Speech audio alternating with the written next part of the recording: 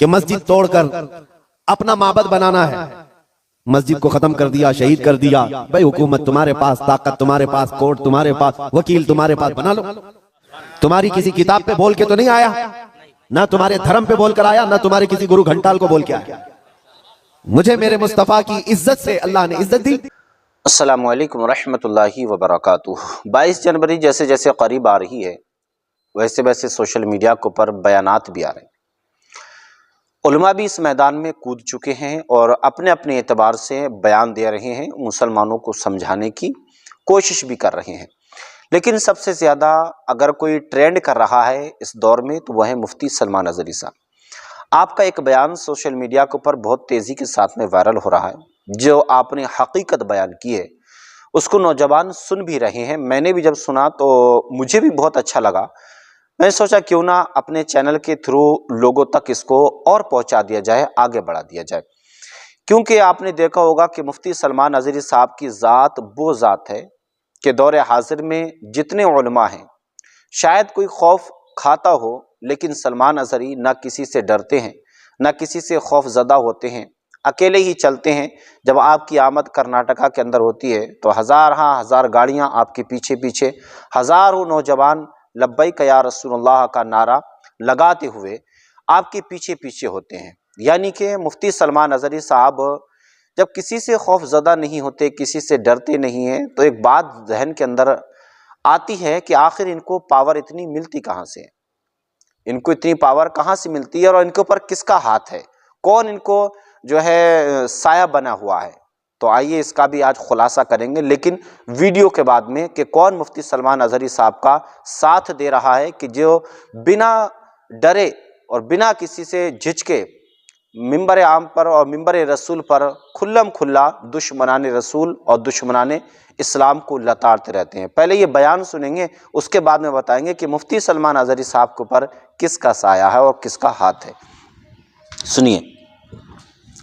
نبی پاک صلی اللہ تعالیٰ علیہ وسلم کی ذات پاک ایک ایسی اللہ تبارک و تعالیٰ کی بنائی ہوئی یہاں دنیا میں شخصیت ہے کہ ساری دنیا اس ذات کے ارد گرد ہے. وہ جو نہ تھے تو کچھ نہ تھا، وہ جو نہ ہو تو کچھ نہ ہو. تمہارا تعارف، تمہاری عزت اسی نبی سے وابستہ ہے.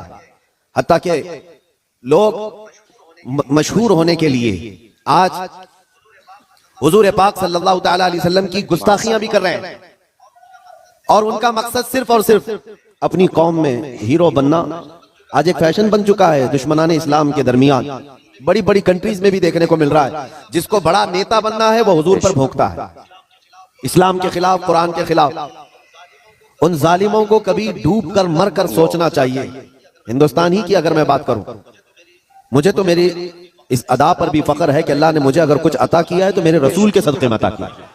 کسی دوسرے پہ بھونک کر تو مشہور نہیں ہوا، تمہاری کسی کتاب پہ بول کے تو نہیں آیا، نہ تمہارے دھرم پہ بول کر آیا، نہ تمہارے کسی گرو گھنٹال کو بول کے آیا. مجھے میرے مصطفیٰ کی عزت سے اللہ نے عزت دی، اور انہیں یہ سوچنا چاہیے تمہارے پاس رکھا کچھ ہے ہی نہیں جس کو بول کر تم دنیا میں پاپولر بن سکتے. تمہیں پاپولر بننے کے لیے بھی میرے نبی کا واسطہ لینا پڑ رہا ہے. بدنامی سے بھی نام چاہتے ہو، دنیا میں اگر کچھ نام کرنا ہے بدنامی کے ذریعے سے، تب بھی میرے نبی کے نام پر بھوکتے ہو. آج ایرا غیرہ نتو کیرا جیسا بھی ہو، اسلام کے بارے میں کچھ کہہ دے تو اس کو چند لوگ ہیرو بناتے ہیں، اور اس پاگل کو یہ نہیں معلوم کہ یہ 4 ہی دن کا ہیرو ہوتا ہے. صحیح بات. جو یہ خلاف بھوکتا ہے حضور کی شان میں یا اسلام کے خلاف، اسے یہ احساس نہیں ہوتا کہ وہ اس کی مثال ایسی ہے جیسے بیل گاڑی کے نیچے جو کتا چل رہا ہوتا ہے. اسے کتے کو ایسا لگتا ہے کہ پوری بیل گاڑی میں چلا رہا ہوں. تھوڑی دیر کے بعد بیل گاڑی نکل جاتی ہے، تب اسے پتا چلتا ہے کہ کوئی بیل چلا رہے تھے. تو یہ ان لوگوں کی مثال ایسی کہ انہیں ایسا لگتا ہے کہ اب ساری دنیا میری ہے. ہم نے اپنی آنکھوں سے دیکھا، اور آپ کو بھی میں بتاتا ہوں، ریسنٹلی ہمارے اسی دیش میں ان کتوں کا حشر ابھی کیا چل رہا ہے وہ بھی آپ کو پتا ہے. جنہوں نے اسلام، قرآن اور میرے آقا کی ذات کو نشانہ بنایا، خوب بھوکتے رہے، آج وہ کسی پیپر کے کونے میں بھی نظر نہیں آتے. دوسروں کی بات تو چھوڑو، دور دراز تو چھوڑو، اپنی قوم میں ہی نہیں پوچھے جاتے. وہ رافضی کتا جو اپنا دین بدل کر نکلا تھا، اسلام بھی بدل لیا، نام بھی بدل لیا، دھوتی پہن کر کے نکل کر چند مہینے ان کا فضلہ کھاتا رہا، اس کے بعد وہاں سے بھی کک مار کر کے نکال دیا گیا، اور اس کے بعد آج حالت کیا ہے۔ اسی لیے میرے عزیزو یاد رکھو، دنیا کی چند چکا چوند کو حاصل کرنے کے لیے انہوں نے میرے نبی کو نشانہ بنایا، لیکن ایک بات میں بتاؤں، آج سے 1400 سال پہلے نبی پاک صلی اللہ تعالیٰ علیہ وسلم کی شان میں حسان بن ثابت نے کہا تھا، یا رسول اللہ آپ سے زیادہ حسین میری آنکھوں نے دیکھا، سبحان اللہ، سبحان اللہ، آپ سے زیادہ خوبصورت کسی ماں نے جنا نہیں۔ انہوں نے حضور کی تعریف کی تھی، اللہ تعالیٰ نے ان کا نام آج تک زندہ رکھا ہے۔ سبحان اللہ، حضور کی شان میں تعریف کرنے والے، باقی جو بھونکنے والے تھے ان کے تو نام بھی یاد نہیں لوگوں کو، جو اسلام کے خلاف دسیسہ کاریاں کرتے ہوئے اپنی زندگیاں تباہ کر گئے۔ میں آپ سے پوچھتا ہوں، جس نے بغداد میں مسلمانوں کی کھوپڑی سے مینار بنا دیا تھا، وہ چنگیز اور ہلاکو، ان کی قبریں کہاں ہیں؟ ذرا ڈھونڈ کے دکھاؤ، ان کے نشانات کہاں ہیں؟ ان کی اولادیں کہاں ہیں؟ ان کے تاریخ میں وہ مقامات کیوں نہیں آج؟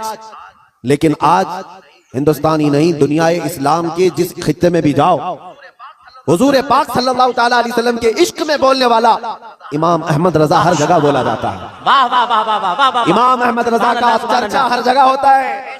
کیوں ہوتا ہے؟ اس لیے کہ اس اعلیٰ حضرت نے اپنی زندگی حضور کے عشق میں فنا کر دیا تھا۔ اسی لیے انہوں نے کہا تھا، یا رسول اللہ کہ جان کی اکسیر ہے الفت رسول اللہ کی، خاک ہو کر عشق میں آرام سے سونا ملا، جان کی اکسیر ہے الفت رسول اللہ کی۔ ایک پوائنٹ سمجھ کر کے چلو میرے عزیزوں، میں آپ کو یہی دینا چاہتا ہوں، آج کے حالات گھبرانے کی ضرورت نہیں، بہت تیزی سے ابھی بدلیں گے، امتحانات آئیں گے ابھی تمہارے یہاں، بہت تیز آندھیاں آنے والی ہیں یہ اگلے چند سالوں میں۔ آندھیوں سے مراد صرف یہی ہواؤں کی آندھیاں مت سمجھو، کفر و شرک کی آندھیاں، ظلم و ستم کی آندھیاں، اور دن دہاڑے جو مسلمانوں کا قتل عام ہے یہ بڑھتا جائے گا۔ میں حدیث کی روشنی میں بتا رہا ہوں، حدیث کی روشنی میں بتا رہا ہوں، بڑھتا جائے گا۔ تمہارا امتحان ہے، ابھی تو خالی چٹی دکھا کر کے لوگوں کو لبھانے والے بابا آئے ہوئے ہیں کہ تم نے کیا کھایا، تم گھر میں کیا کر کے آئے، چٹی دکھا دیں گے۔ ابھی تو دجال کو آنا باقی ہے، دجال آئے گا، وہ تو تمہیں بارش برسا کر دکھائے گا، مرے ہوئے آدمی کو زندہ کر کے دکھائے گا۔ اتنے بڑے امتحانات ہونا باقی ہے۔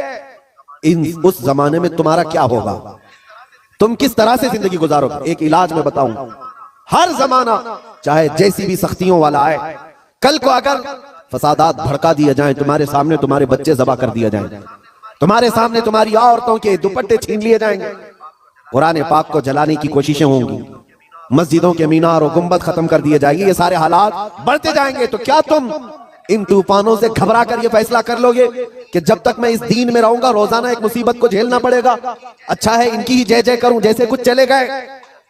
تو میرے عزیزو، اگر تمہارا قدم ذرا برابر ڈگمگا گیا تو پھر آج ہی سے طے کر لو کہ تم ایمان میں آئے نہیں تھے، منافقت میں تھے، نفاق تھا۔ جس کا ایمان ہے وہ ان آندھیوں میں ایک ہی سہارے کے ساتھ زندہ رہے گا، ایک ہی سہارا، چھوڑو کوئی قائد نہیں ملنے والا ہے، مشکل ہے، رہنما، قائد، جماعت، پارٹی، نگراں، سپہ سالار، یہ سب ایک طرف رکھو۔ ان حالات میں تم ہر طرف دیکھتے رہو گے جس کو اعلیٰ حضرت نے فرمایا ہے، ساتھی ساتھی کہہ کے پکارو، ساتھی ہو تو جواب آئے، پھر جھنجلا کر سر دے پٹخو، چل رہے مولا والی ہے۔ حالات ایسے آئیں گے کہ تم ساتھی ساتھی کہہ کر پکارتے رہو، مدد کے لیے کوئی نہیں آنے والا ہے۔ اس زمانے میں ایک ہی سہارا ہوگا۔ فرمایا بزرگوں نے کہ جس کے سینے میں میرے مصطفیٰ کی محبت ہوگی، ان آندھیوں سے وہ ٹکرا کر کے بھی ثابت قدم رہے گا، وہ ثابت قدم رہے گا، ہر آنے والی آندھی کا رخ موڑ دے گا۔ قتل بہت سارے ہو جائیں گے، امتحانات بہت سارے ہو جائیں گے، لیکن نبی پاک صلی اللہ تعالیٰ علیہ وسلم کا سچا شہدائی اور سچا وفادار ان آندھیوں کو فیس کرے گا، مقابلہ کرے گا، اور اللہ کی مدد آئے گی، اللہ کی مدد آئے گی۔ اللہ کی جو سب سے بڑی مدد آنی ہے، انتظار ہے سب کو، حالات بدلنے چاہیے۔ سنو، ایک بشارت میں دیتا ہوں، یہ شعر یوں ہی میں نہیں سنا تھا، کچھ دیر کی خاموشی ہے پھر شور آئے گا، کچھ دیر کی خاموشی ہے پھر شور آئے گا، آج کتوں کا وقت ہے کل ہمارا دور آئے۔ یہ یوں ہی نہیں کہتا، یوں ہی نہیں کہتا، اللہ کی سب سے بڑی مدد جو آنے والی ہے وہ قریب ہے، قریب ہے، قریب ہے۔ وہ کس طرح سے آئے گی؟ ان قریب مدینہ طیبہ سے امام مہدی کا ظہور ہوگا، اور امام مہدی آئیں گے خانہ کعبہ کے پاس، اور اس وقت اقطاب، اوتاد، ابدال، اولیاء ان کے ہاتھ پر بیعت کریں گے، پھر وہ نکلیں گے اور پھر ملک شام آئیں گے۔ تو امام مہدی کا زمانہ ان قریب ہے۔ میرے مصطفیٰ کی حدیثوں کا مفہوم میں آپ کے سامنے رکھ رہا ہوں کہ جب وہ دور آئے گا پوری دنیا میں سوائے اسلام کے کچھ نہیں ہوگا، آپ نے ابھی شاعر سے سنا اسلام تھا اسلام ہے اسلام ہاں صرف تمہارے گاؤں میں نہیں رہے گا، انشاءاللہ امریکہ میں بھی رہے گا، یورپ میں بھی رہے گا، افریقہ میں بھی رہے گا، اور جتنے چیختے چلاتے ان کی گردن پہ بھی رہے گا۔ ہاں یاد رکھو، اسلام تھا اسلام ہے اسلام ہے۔ اسی لیے میں نے چند سالوں پہلے کہا تھا، کچھ لوگوں کو تیکھی لگتی ہے بات، کڑوی لگتی ہے، کہ مسجد توڑ کر اپنا معبد بنانا ہے، مسجد کو ختم کر دیا، شہید کر دیا۔ بھائی حکومت تمہارے پاس، طاقت تمہارے پاس، کورٹ تمہارے پاس، وکیل تمہارے پاس، بنا لو، بڑے زور شور سے سب بنا لو۔ ہم سے ایک انٹرویو والے نے پوچھا آپ اس پر کیا کہتے ہیں؟ ہم نے صرف اتنا ہی کہا کہ بنانے کے لیے کہو لیکن تھوڑا قبلہ دیکھ کر بنا لینا، اچھا ہے بھائی، قبلہ دیکھ کر بنا لینا۔ یہ کیوں کہا؟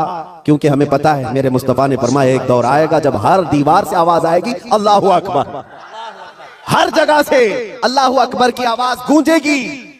میرے عزیزو مایوس نہ ہو آج کے ان حالات سے۔ جو نوجوان مایوس ہو کر سراسیمگی کے شکار ہو جاتے ہیں، مجھے ان سے شکایت ہے، آج بھی تمہارے پاس وہی جذبہ ہے، ہمیں پتا ہے، اگرچہ بکھری ہوئی یہ قوم ہے لیکن بڑی بڑی طاقتیں تم سے خوف زدہ ہیں۔ ڈرتی کیوں ہیں؟ غریب مسلمان دیہات میں رہتے ہیں، کام کاج نہیں ہے، ان کے پاس تو جائیدادیں نہیں، ان کے پاس نوکریاں نہیں، ان کے پاس فوج نہیں، لیکن میڈیا کی زینت تم ہی تو ہو۔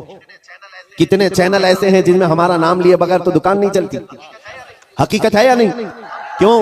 ہم ہی ہم ہیں، ساری جگہ ڈیبیٹ میں ہم ہی ہم ہیں۔ کچھ بات تو ہے کہ مٹتی نہیں ہستی ہماری، اقبال نے کہا ہے کچھ بات تو ہے کہ مٹتی نہیں ہستی ہماری، صدیوں رہا ہے دشمن دور زماں ہمارا، لیکن میرے عزیزو وہ وقت آئے گا جب تمہارا عشق مچلے گا اور تم عملی میدان میں آؤ گے، اور نبی پاک صلی اللہ تعالیٰ علیہ وسلم کا نعرہ بلند ہوگا، کیونکہ قرآن کا وعدہ ہے هو الذی ارسل رسولہ بالہدی ودین الحق لیظہرہ علی الدین کلہ، وہ اللہ ہے جس نے اپنے رسول کو حق کے ساتھ بھیجا ہے تاکہ وہ اپنا دین پوری دنیا میں غالب فرمائے۔ دین پوری دنیا میں غالب آئے گا، کسی کو برا لگتا ہے لگے، قرآن نے خود کہا وَلَوْ كَرِهَ الْكَافِرُونَ وَلَوْ كَرِهَ الْمُشْرِكُونَ، قرآن نے خود کہا ہے مشرکوں کو اگرچہ برا لگتا ہو لیکن دین غالب آئے گا، اس کے غلبے کا وقت اللہ ہمیں دکھائے۔ بس ہماری تمنا یہ ہے کہ آج مغلوبیت کا زمانہ ہے، ہم مارے جا رہے ہیں، پیٹے جا رہے ہیں، اے اللہ وہ دور بھی دکھا جب اسلام کا غلبہ آ جائے، جب نظام مصطفیٰ ہو، ہر جگہ رسول کریم صلی اللہ تعالیٰ علیہ وسلم کی شریعت طیبہ طاہرہ کا دورہ وہ دور آئے گا۔ عزیزان گرامی وقار، دو چند باتیں میں عرض کرتا ہوں جن کو ایسا لگتا ہے کہ اس زمانے میں ہمارے ساتھ اگر کچھ ہوا تو کیا ہوگا؟ کچھ نہیں۔ کیا صحابہ کی جانیں نہیں گئیں؟ کیا حضور پاک صلی اللہ تعالیٰ علیہ وسلم کے خاندان والے اہل بیت اطہار ان کی جانیں نہیں گئیں؟ اس دور میں اگر ہم جیسوں کا کچھ ہوتا ہے تو وہ صحابہ کے پیر کے ناخن کے برابر بھی نہیں ہے، ہماری حیثیت کچھ نہیں ہے۔ جب رسول اللہ صلی اللہ تعالیٰ علیہ وسلم کے سگے چچا سید الشہداء امیر حمزہ میدان احد میں اس حالت میں شہید کیے گئے تھے کہ سینہ پھاڑ کر کے کلیجہ نکال کر چبایا گیا تھا، آپ کے جسم کے ٹکڑے ہوئے تھے، تو کیا یہ حضرت امیر حمزہ رضی اللہ تعالیٰ عنہ کی شکست اور ان کی ہار پر کوئی لعنت کرے گا آج؟ نعوذ باللہ من ذالک، ہرگز نہیں، بلکہ رہتی دنیا تک ان کی شہادت کو سلامی دی جائے گی۔ کیوں؟ اس لیے کہ قرآن نے کہا ہے کہ شہید مرتے نہیں ہیں، وہ اپنی قبروں میں زندہ ہوتے ہیں۔ اگر اللہ تبارک و تعالیٰ نے ہماری زندگی میں لکھا ہے ہم چونٹی سے بھی مر جائیں گے، اور اگر ابھی موت نہیں لکھی ہے چونٹی سے بھی نہیں مرو گے بلکہ موتی سے بھی نہیں مرو گے۔ اگر موت نہیں ہے کسی سے نہیں مرنا ہے، اور اگر موت لکھی ہے تو مچھر سے بھی مر جاؤ، یہ تقدیر ہے جس پر ایمان ضروری ہے۔ اے مسلمانوں، اپنے ایمان کو سنبھالو، مضبوطی کے ساتھ اگر رہنا ہے تو اپنے تشخص کے ساتھ رہو، اسلام کو چھپا چھپا کر کے مت رہنا۔ تمہاری نمازیں کہاں ہیں؟ تمہارے اعمال کہاں ہیں؟ تمہارے چہرے بھی آج بدل گئے، تم خود چاہتے ہو کہ اسلام پردیس بن کر کے رہے، اسلام کو ظاہر کرو، تمہارے چہروں سے بھی تو پتا چلے کہ تم اسلام سے کتنی محبت کرتے ہو۔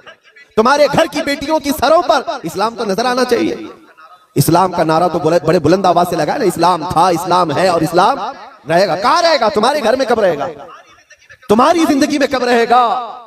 جب تم خود اسلام کو اپنے گھر میں پسند کرو، اپنے بچوں پر پسند کرو، اپنی عورتوں پر پسند کرو، تو پھر دیکھو مجال ہے کوئی اسلام کی طرف انگلی بھی اٹھائے۔